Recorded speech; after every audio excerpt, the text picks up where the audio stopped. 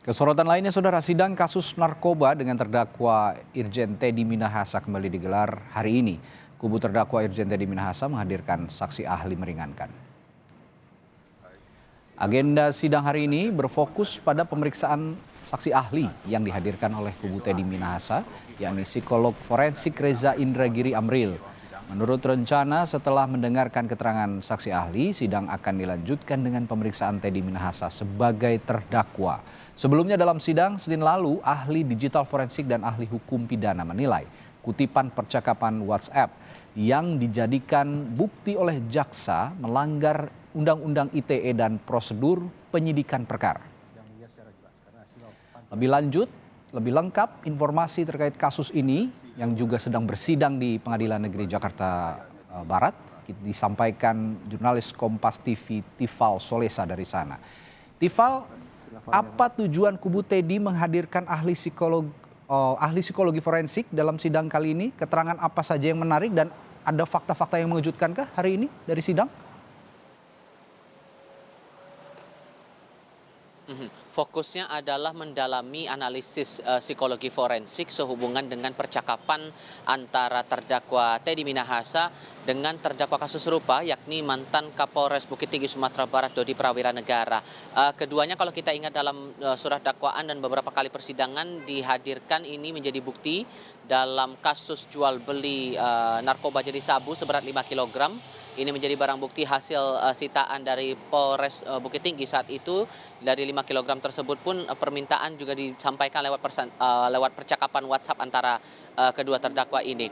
Tadi sempat diupayakan penggalian informasi ini dari tim penasihat hukum terdakwa Teddy Minahasa kepada ahli psikologi forensik Reza Indragiri Amril yang dihadirkan pada hari ini. Tadi dari anggota tim penasihat hukum Antoni Jono sempat menghadirkan dua konstruksi ataupun juga dua visual percakapan antara Teddy Minahasa dengan Dodi Prawira Negara. Perbedaannya untuk visual pertama, percakapan yang kalau kita ingat dalam percakapan itu adalah permintaan Teddy Minahasa mengganti barang bukti dengan terawas, bukan tawas secara spesifik tapi terawas begitu. Dalam kurungnya adalah untuk bonus para anggota. Nah, dalam percakapan itu Dodi membalas siap tidak berani jenderal. Nah, dalam visual pertama ini dinyatakan ataupun juga ditampilkan kutipan percakapan tanpa emoticon atau tanpa emoji.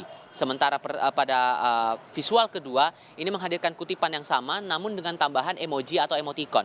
Tadi ditanyakan apa yang bisa ditangkap dari analisis ahli psikologi forensik soal percakapan ini. Apakah kemudian bisa dinilai ada upaya perencanaan dalam transaksi jual beli narkoba, kemudian adakah criminal intent atau niat melakukan tindak pidana ataupun juga melakukan tindak kejahatan dari percakapan itu.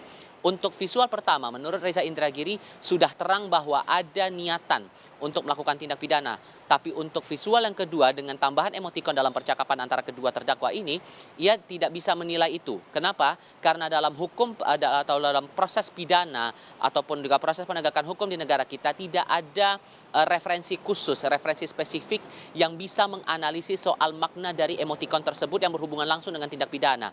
Nah, hal lain juga yang ditegaskan oleh Reza Indragiri dalam percakapan itu, baik emoticon maupun juga secara tekstualnya atau teks percakapan antara satu orang dengan orang lain, ini tidak bisa dilepaskan konteksnya sehingga ini butuh analisis lebih lanjut. Maka kemudian saat ditanyakan oleh tim penasihat hukum apakah ini bisa dimaknai bahwa ada criminal intent di balik percakapan itu, ia tidak bisa menjelaskan secara detail ataupun dia tidak bisa memastikan hal itu.